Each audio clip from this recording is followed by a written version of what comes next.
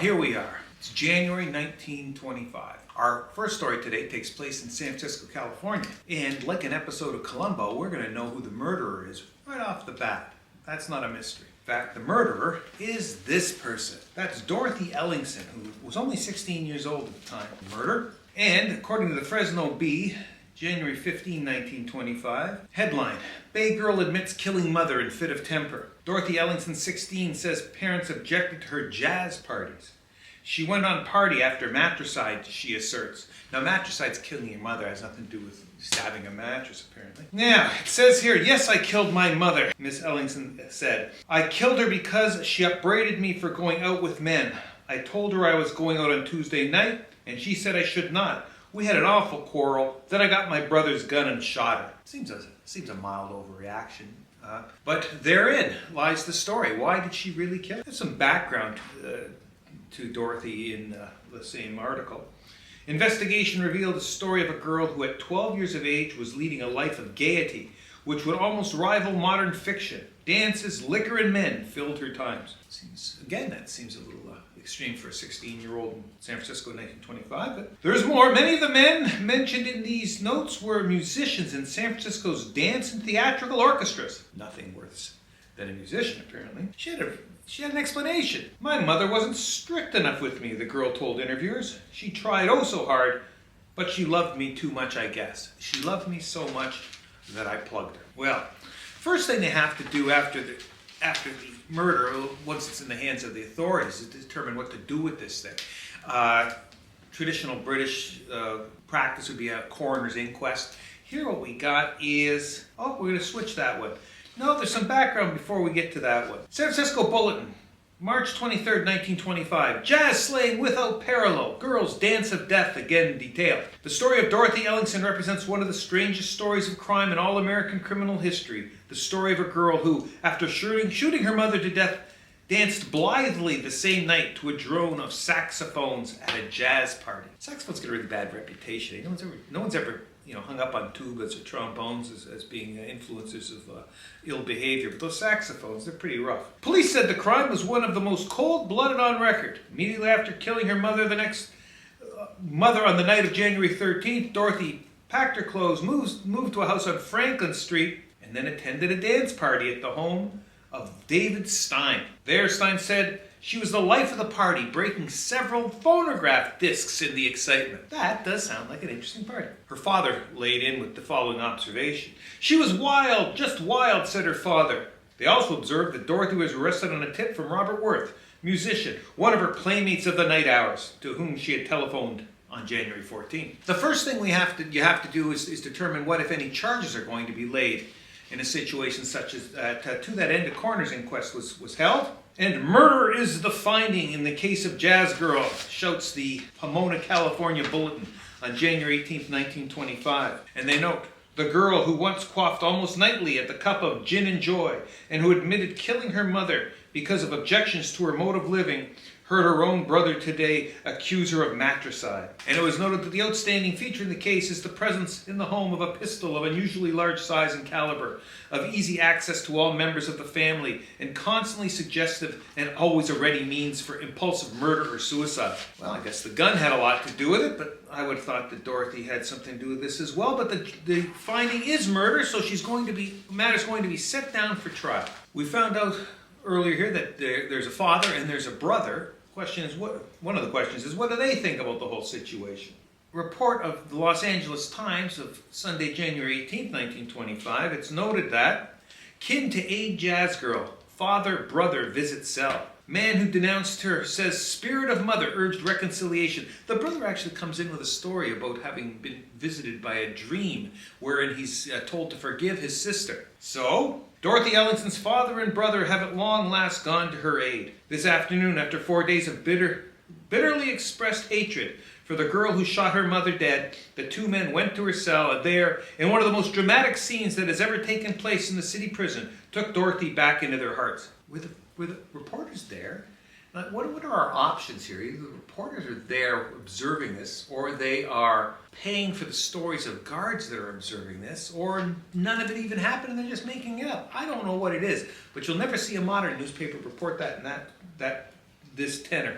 And it notes that Dorothy, who for 3 nerve-wracking days was a marvel of stoicism, broke down utterly. Gone was the hard child of the night. Here was nothing but a grief-stricken, terrified youngster, sobbing bitterly at the feet of her brother, who had at last taken her back.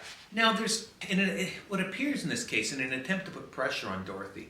Her friends were rounded up, and the threat was that to make them accessories to the murder, or in the case of her boyfriend, that would have been Keith Lord, he was actually charged with statutory offenses because, as we said, as was noted, that she was only 16 at the time, and while he asserted that she was 19, it doesn't look like she was. Now, what does the Evening Vanguard, Venice, California, have to say about this? On January 16, 1925, banjo lover of girl who killed mother held here. And we have a photograph of Keith Lord, looking very dapper in the style of the day. Oh, one of the things you're going to hear in the story is that men of a certain type, eligible young men about town, were known as sheiks in 1925.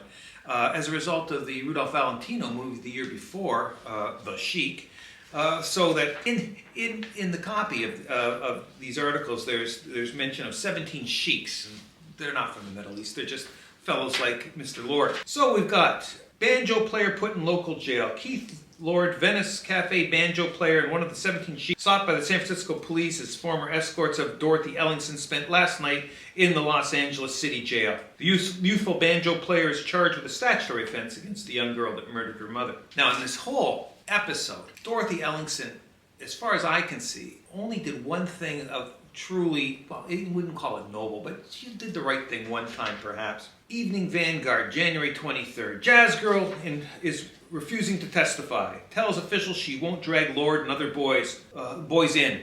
They may be released. She notes, I won't appear against Keith Lord and these other boys. I refuse to testify against them.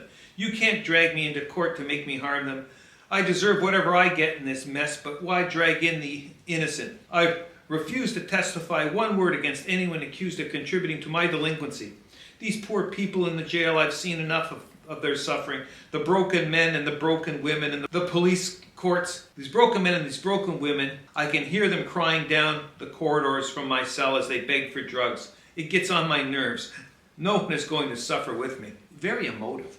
Doesn't sound like the words of a 16-year-old. It seems like a rather loose interpretation of the words of a 16-year-old. But in any event, she wouldn't testify, and eventually the charges get dropped against Mr. Lord. The next step, though, is on to the criminal trial. But before we get there, we've got a headline of the month is, in the Freeport Journal-Standard, Freeport, Illinois, April 21, 1925, Peace for all time between U.S. and Japan.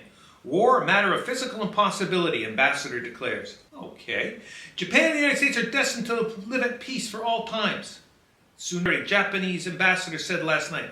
War between the two countries is a matter of physical impossibility, he told his hearers at the dinner of the Federal Council of Churches, after predicting no situation would arise in the future which would not be adjusted by ordinary diplomacy. Sounds wonderful, was total bull. It was, if you remember, there was this little thing on December 6, 1941. It was in all the papers.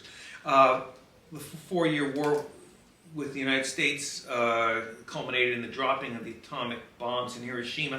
It doesn't sound like in Nagasaki. It doesn't sound like peace for all time to me. As a matter of fact, there's a little background this we might want to include in this. Beginning in not only was war with the United States not out of the cards, not off the cards. Would that be off the cards, on the cards? Not out of the cards. But war with China was also not just a possibility, but a certainty. Beginning in 1937, Japan invaded China, and from 1937 to 1945, they managed to kill 2 to 3 million Chinese citizens, mostly civilians. So that by 1945, the bulk of the Japanese military was still in China, not in the South Pacific fighting America. 2 to 3, as I said, 2 to 3 million people were dying every year, and we know that had the atomic bombs not been dropped, that it would have taken another year or two to subdue Japan, with the expected casualties to run anywhere from 2 to 3 million Japanese and 1 million to 2 Americans, along with America's allies. That gets missed in the analysis of whether or not it was moral or right to drop the atomic bomb is the killing that was going on in China. As I said, 2 to 3 million people were dying a year. Had the war continued for another 2 years, you would have had between 4 and 6 million additional Chinese die at the hands of the Japanese. And there was no way of stopping that. Sort of engaging in an all-out continuation of battle against the more than 1 million troops of the Japanese army that were still in China. So if we look at it that way, dropping the atomic saved the lives of between 4 and 6 million Chinese. And if we do the math from then till now, there's probably between 12 and 20 million Chinese alive today as a result of the decision by Harry Truman to drop the atomic bomb in August of 1945. Just a little thought. Now, we go on to the trial of Dorothy. What's the defense going to do about this? Jazz insanity, according to the San Francisco Bulletin. Defense and slaying. Alienist. Land experts offer free aid. An alienist is not someone from another planet. It was a 1920s term for a psychiatrist. So they were going to bring evidence by psychiatrists and gland experts to bear in this trial in an effort to prove that she was insane. It says here the defense will definitely seek to establish that Dorothy Ellingson is but typical of the youth of her day, and as such was morally irresponsible and unable to determine right and wrong when she shot her mother. Basically what they're trying to say here is that she's not temporarily insane, but that she was in fact insane owing to following the precepts of this jazz generation, of becoming one of the aficionados of that sort of lifestyle. That the very fact that you participated in the lifestyle rendered you insane, or was an indication of your lack of sanity, and would absolve you of any criminal responsibility for your actions. Seems like a bold move. We'll see if it works. That the direct injection of jazz mania into the case as a degree of insanity will create one of the most sensational and most colorful criminal trials in recent years in America is held a foregone conclusion. Well, they had to. Originally, Dorothy was appointed, a public defender was appointed to defend her. But her brother and father passed the hat, and they were able to retain the services of one Alexander Muslin. Now, throughout the pages here, his name gets spelled 3 or 4 different ways. It's either Muslin or Moslin. I'll go with Muslin because it's funnier. And it was Muslin's idea to make this a jazz mania insanity case. And not a temporary insanity case, but one where she actually is clinically insane. Now, the trial begins, and there's concerns about whether or not she's going to get off. Muslin recognizes that while the public recognizes some aspects of an insanity defense, it can be seen as being a travesty of justice when people are seen to walk free from heinous crimes. He has a card to play there. He says, or the defense says, in the Santa Rosa Press-Democrat, jazz slayer may escape prison but is sure to go raving mad, lawyer says. Girl on trial for murdering mother, now on verge of mental collapse. Insane since childhood. It was noted that Dorothy had collapsed, and by collapse fainted to the floor in the first 2 days of trial. And they come to the conclusion of, should Dorothy Ellingson escape prison, a still worse fate probably awaits her, a penalty far worse than any prison term or life imprisonment. Headline, will become maniac. 6 months from now, within a year at the most, so her attorney says, Dorothy Ellingson will be a raving, gibbering maniac. Now, the defense has raised the issue of her sanity. She begins collapsing and collapsing and shrieking and having outbursts and acting in an irrational manner. After a few days of trial, Mr. Muslin brings a motion to the court to have an insanity trial within the criminal trial. He wants the court to adjudge as to whether or not Dorothy is insane and capable of continuing with her defense. He notes, it's noted that Dorothy Ellingson is now facing the ordeal of an insanity trial before being tried for murder. A new jury is being selected. If found insane, the present trial will be halted and she will be committed to the state hospital. The case is now a civil action, the defense holding the burden of proof. A vote of 9 out of 12 jurors can decide the issue. So, they call their evidence. What they attempted to show is that through her erratic behavior, she was clinically insane, not, as I said, not temporarily insane, but that only an insane person would have engaged in activities of these kind. Despite the fact that thousands of people at that time were engaging in just those activities and not killing their mothers. But anyway, what did the jury have to say? Woman juror gives reason for verdict. Fact that Dorothy attended party after killing mother weighed heavily with her. It is noted by Mrs. Maria Dietz, one of the 12 jurors. The biggest point in this whole case, to my mind, was the fact that this girl killed her own mother and then went out to a party where she danced, drank whiskey, and did other worse things only a few hours after the crime. This showed clearly that the girl could not distinguish between what right and wrong. Don't you think it just shows that she chose to do wrong rather than right? Oh well, if I had killed a dog, it would have haunted me for days, and I could hardly go about my own amusements and recreations in a calm manner. But this girl who killed her own mother could make love, drink liquor, dance, and laugh only a few hours after this terrible crime. That fact alone convinced me that she was insane. They bought it. You know what's interesting? Well, lots of things are interesting, but you know the musical Chicago, and Billy, I think, is the attorney. Richard Gere played him in the movie. Guys like that actually existed. Juries were easily swayed in the early 20th century. There were plenty of lawyers across the country who had records like 950 capital crime jury trials with 910 acquittals. Good lawyers could get guys off 80 to 90% of the time, whereas today, the conviction rates, depending on the level of court, are well over 90%. It just appears that the average person was much more suspicious of government and the police department than they are now. Where strangely, they had to be more suspicious, otherwise the acquittal rates would not have been as high as they were. Now, we need a break. She's going off, the jury has come in, she's been found insane, and she's going off to Napa to the state hospital where she'll weave baskets or whatever they did in 1925. Doesn't mean she's off the hook, as we'll see in a minute, but that's where she's at right now. So, for a little break here, 1925. The Bluefield Daily Telegraph, Bluefield, West Virginia, Friday, January 2nd. Horsemen lived up to reputation for great speed. Who are the horsemen? Well, we're talking about these fellows. Notre Dame's 4 horsemen.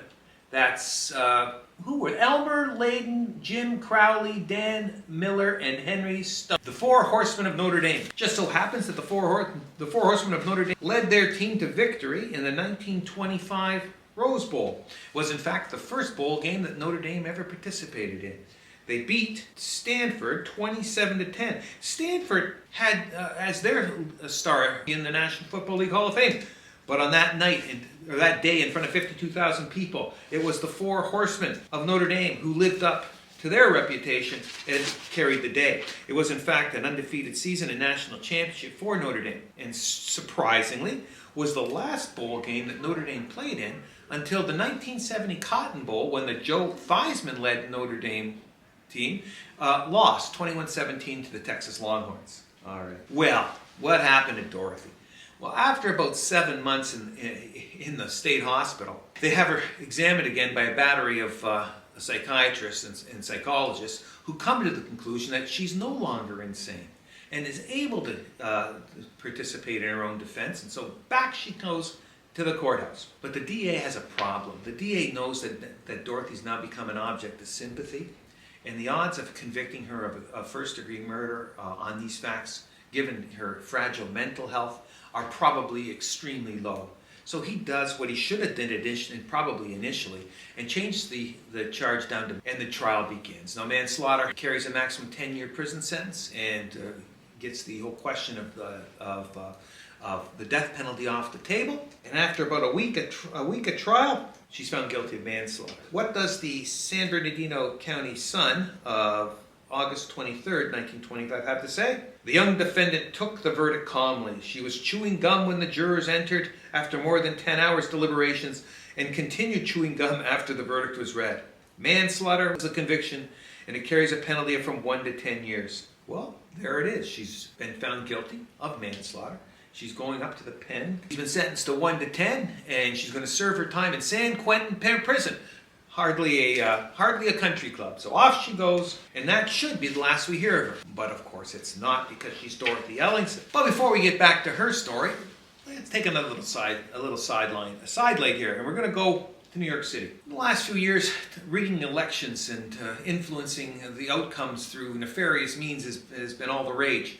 But election rigging didn't begin in 2016. Here we go. The New York Daily News, January 9, 1925. Election crook claims Perlman victory illegal. A sensational story of how men and boy election workers received instructions at a school for teaching election frauds was told yesterday by George Roskin. His manipulation of ballots in the 14th Congressional District turned victory into defeat for William Perlman. He goes on and says that for a number of years he'd been running basically a school for election fraud. And if we go back to the time, what we're looking at there are ballots, paper ballots, names, boxes, and you would mark an X where you were chosen, wherever your candidate was, whoever you chose. In a presidential year, you would be voting for the president, you might be voting for a senator, and you'd also be voting for your congressman, and they'd be listed in that order.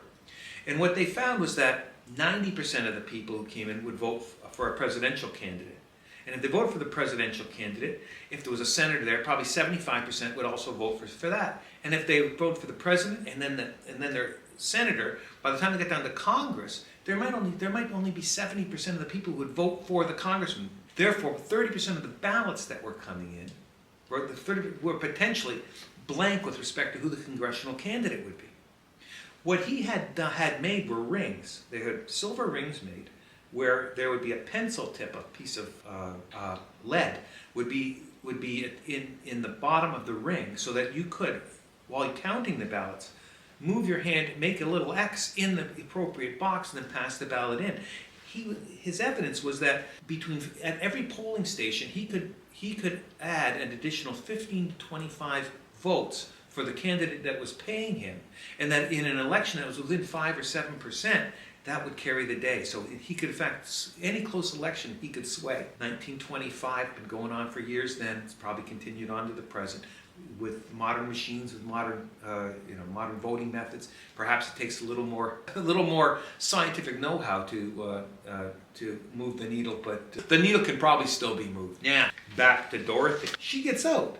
Dorothy gets sprung. Fresno B, January 17th, 1933. So we're looking at 8 years later. Dorothy Ellingson takes job as a sonographer.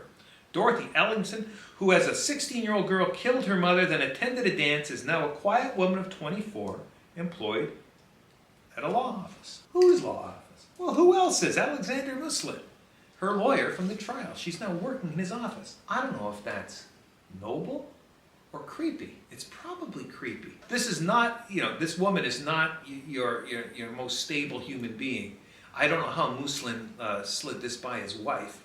Perhaps he's unmarried, but in any event, this seems a bit unusual, and I wonder if it lasts. Of course it doesn't last. Next headline, Monday, March 6, 1933. Woman slayer back in toils. That's another great word. Toils is something that's bound closely together. It's a meaning of the word that we don't use very much. It was used at the time, toils of the law. Stuck fast together. In any event. Dorothy Ellingson has spent 6.5 years in San Quentin prison for slaying her mother. Mrs. Anna Ellingson was arrested here today on a charge of stealing jewelry and clothing to wear to a party. Jewelry and clothing were valued at $560. Doesn't seem like a lot, except it's about 33 to 1. So you're looking at, from then till now, you're looking at about $18,000 worth of stuff. Not a small crime. And who'd she steal her money from? Who'd she steal this stuff from? Well, Miss Ellingson, who's been living here for the last 2 months under the name Dorothy Gentoff, was arrested on charges preferred by a former roommate, Miss Mary L. Ellison, the woman she was living with. What happens with these charges? Well, before we get to court on the charges, she's now become a newspaper an item of news again.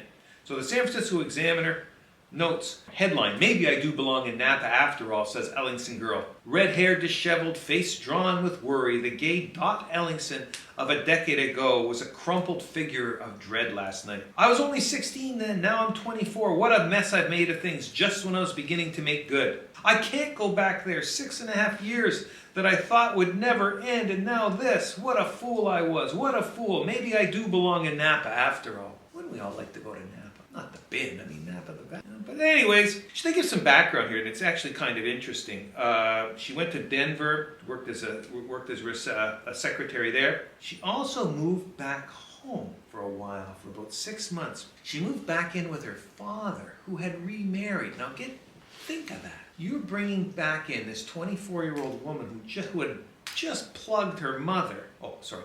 Who had killed her mother. And now you're bringing her into the home with a stepmother. How's that going to fly? That's got to be... Talk about eggshells. Well, it's beyond walking on eggshells. That's something special. Anyways, back to the crime. Mary Ellis was my roommate. I've known her for 2 months. There's no good reason why I should take anything that belongs to her. She was good to me. We were friends. I must have been crazy to take those things. The dress and the jewelry. There was no party I was going to, but I was going out with a young man, and I wore the velvet dress, and I'm a fool, that's all. And just when I was making good. Well, you know, she's dead to rights on this thing, but she catches a break because her roommate drops the charges. The amount of money involved, an $18,000, $20,000 theft now, that's not a small matter. And as you're a convicted murderer, and this is now an additional felony, that could have resulted in some real serious jail time. So good for Dorothy. But before that, she's in the paper again on March 8th. Dorothy Ellingson in suicide attempt. Life lost its meaning today for Dorothy Ellingson, who at 16 killed her mother because she wanted to go dancing. I want to die, the 24-year-old girl sobbed after hospital attendants assured her she would recover. I've nothing to live for. I don't belong. Of earshot, the prosecutors were saying that they were looking forward to sending her back to San Quentin. But then, as I said, her roommate dropped the charges. There's more, though. More offer to help Dorothy. You know what happened? The United States is a wonderful country. When people get in a jam, people are always willing to give somebody a second chance or a third chance or a 10th chance. And here what we have is several offers of homes for Dorothy Ellingson, recovering at a local hospital from an attempt upon her own life by gas, were received yesterday. I shall consider them and see what is best to do, said Ms. Gomez. Gas. If you go back in the movies, you go back in TV shows and cartoons, people killing themselves with gas was a big deal, that head in the oven stuff. I haven't seen anybody, or at least heard of, or anybody doing that in decades. I imagine it still goes on, but not for not too longer, because the powers that be are trying to eliminate all gas appliances. I guess that makes it safer. I guess. There's more. Dorothy just can't keep out of the newspaper. Most people historically, and by historically I mean since 1900 in the United States would only get in the newspaper twice. You're in the newspaper on your birth announcement, and you're in the newspaper on your obituary. 90% of people never are subject of a newspaper article. But not Dorothy. June 27, 1938, woman walks out of San Francisco jail after raid. What's this all about? A statewide alarm was out today for Dorothy Stillman, alias Dorothy LaRue. One of the great names, eh? Dorothy LaRue, who walked out of the Northern Police Station after being booked on a morals charge. We don't have morals charges anymore. There are no morals, right? So how are you going to get charged on a morals charge now when anything is allowed? Anyway, so back on a morals charge, the woman was arrested as an inmate and Jean McIntyre as keeper in a brothel raid. Inmate, that's a great thing. You're either working at the brothel or you're running it. You're either an inmate or the keeper. But after being booked, she mysteriously vanished. A teletype message by police said she probably was driving in a small sedan with Dorothy Ellingson, who served 6 years in the 1925 murder of her mother. So now she's busted these people out of jail in San Francisco, but the police are quick to note Miss Ellingson is not wanted on any charge, officers declared. Just wanted to bring back the 2 women she took. So that's got to be the end, isn't it? It's 1938. It's 13 years, post-slaying, but not really. She pops up again in the Modesto Bee on Monday, February 14th, 1955. And this one is pretty interesting. Arrested again. A murderess and her 16-year-old son stare at each other from opposite sides of Marin County Jail today. The mother awaiting sentencing for a clothing and jewelry theft. Remember, this isn't the one from back in 1933. This is 1955.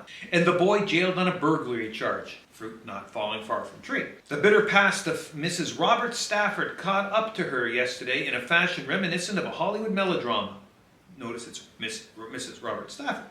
A routine Sacramento fingerprint check revealed that the 46-year-old woman arrested last month for stealing belongings worth $2,000 from her former Mill Valley employers, basically the same prorated value as her last theft, stealing from her employers this time instead of her trusted roommate. It was this story that young Robert Stafford Jr. heard for the first time yesterday from his mother's lips. And how'd he take it? He took it like a man, she told reporters. And what happened with the charges? Well, jazz girl slayer is given 6-month term. Mrs. Diane Stafford, 48, who as jazz girl Dorothy Ellingson shot her mother to death 30 years ago, was sentenced today to 6 months in the county jail on a grand theft charge. There's not a lot of 48-year-old women going back to prison. I mean, prison tends to be a young person's game. Not for Dorothy. Well, the last time we see Dorothy is the following year. She's out of prison, but she's not out of trouble. At least her family's not. Fugitive 14 is arrested. A 14-year-old boy in a stolen automobile was picked up in Colfax last night. On Monday, a 15-year-old boy was caught in Guerneville.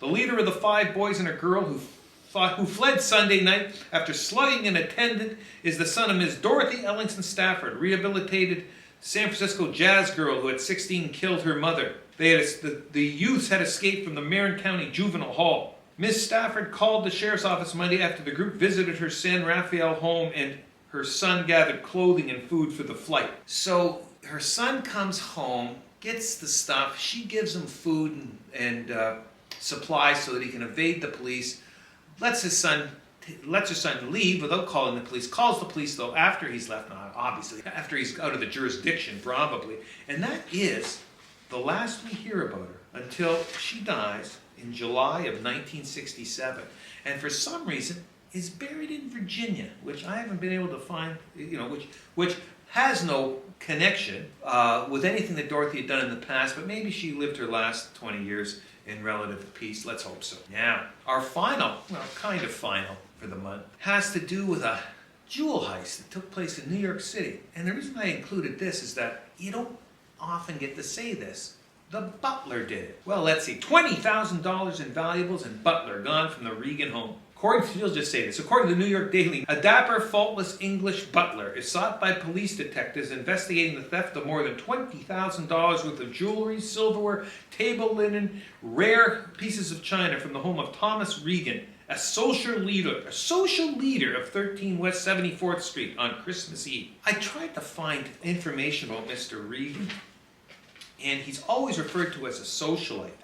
Apparently he worked as the chief secretary to Mr. Whitney. Whitneys are a very famous a very famous New York family going back generations. The butler, employed only a week in the Reagan home after leaving a footman's job at the home of Miss William K. Vanderbilt II, had disappeared when Mr. Reagan and her daughter Constance returned at 6 o'clock Christmas Eve after a shopping tour. There's a lot to unpack in that paragraph. He's a butler. He had been employed as a footman. Now, what the heck is a footman? If you watch Downton Abbey, you'd know. But a footman is in charge. Basically, if doors get opened or meals get served, he's the guy. The footman will work the front door, carry the luggage in, help the luggage to the rooms. For dinner, he will assist in serving the meal and cleaning the table. And I'll tell you this, you haven't lived unless you've gone to a dinner where each guest has his own footman. I was fortunate enough to go to Shimla, India, 10 years back, and stay at the home of the Maharaja Reggie, which had been converted into an inn named Chapsley. And as we had at our dinner with Reggie, the Maharaja, there was us, the 4 people in our party, and then 2 other people from another party, and we were attended with 6 footmen. And as you ate, as you lift up the plate, as you finish one small plate, another one's put in front of you. The drinks are never empty. I don't know whether in the Western world we'd even tolerate such things, but boy, was that special. But he was one of those guys. He was a footman. It says here that an investigation revealed that their lavish home had been carefully stripped of the most prized valuables. The robbery was the most carefully planned coup since the rifling of Albert Shattuck's home on April 2nd, 1922 by a band of French crooks, one of whom was a former servant. Foreign servants, interesting. Well, the butler didn't get away. Reagan's butler, missing after theft, is brought back. The tall, dapper, suave, wow, that's a combination name. The tall, dapper, suave Englishman who gave the name of Jack Archer when he was employed as a butler by the Reagan family was arrested in Montreal. He was arrested with 3 of his compatriots and were returned to New York City. It turns out that for the $20,000 worth of merchandise, they'd only been able to pawn it for about $1,000, which is still the equivalent of $30,000. But I'd rather have the job of a butler than $30,000 worth of junk. Well, stuff, let's say. But anyways, they were all charged with grand larceny and are to be arraigned in the West Side Court. They were denied bail, but there's no register, there's nothing in the newspapers later that says a trial occurred, so they must have pled to something. But those people are never heard from again, either as butlers or thieves. But I did want to do a little more work and figure out who the heck this Thomas J. Reagan was. Turns out he was a big deal in horse racing, as was this Whitney fellow. They were directors. He was also a director of the New York Athletic Club. And most interesting, in 1899, he helped found an electric vehicle company. And here's the note from the New York World. At the meeting yesterday of the Electric Vehicle Company, the following were elected directors: Isaac Rice, Robert Lloyd, John Jacob Astor, there's a name, that's a name for you, eh? John Jacob Astor, George Day, and Thomas J. Reagan. The company would continue to make electric vehicles up until 1907 when, well, electric vehicles like steam vehicles lost out to the internal combustion engine and the gasoline ruled the day. But that didn't stop Mr. Reagan from living a plush lifestyle in a 6-story townhouse with $600,000 worth of silverware until it was stolen by his butler. Well, that's what we've got here for today. That concludes our walk through the month of January 1925. I hope you enjoyed it. That's it. We're done.